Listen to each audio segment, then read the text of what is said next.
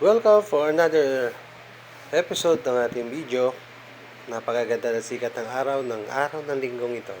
Kaya sasamantalahin natin hanggat walang bagyo o walang ulan. Dito muna tayo gumala. Islanders TV PH sa makachilang biyahe na.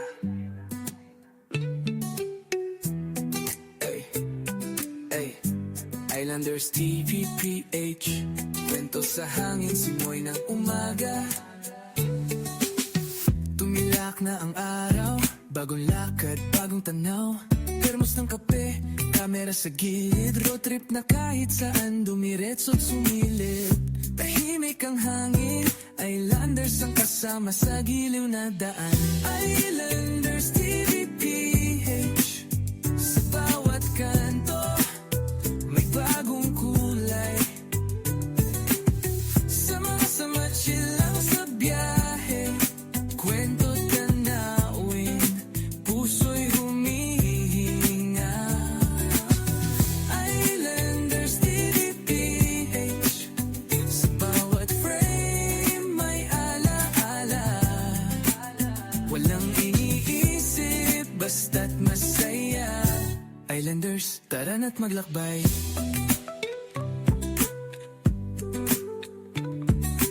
Sa tabing dagat o sa bundok, huni ng ibon, damang-dama ang himig.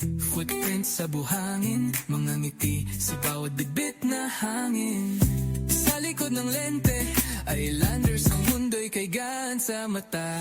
Islanders TVPH, sa bawat kanto may bagong kulay. Sama-sama chill lang sa biyahe, kwento tanawin, puso'y humihangga. Islanders TVPH, sa bawat frame may alaala. Walang iniisip, basta't masaya.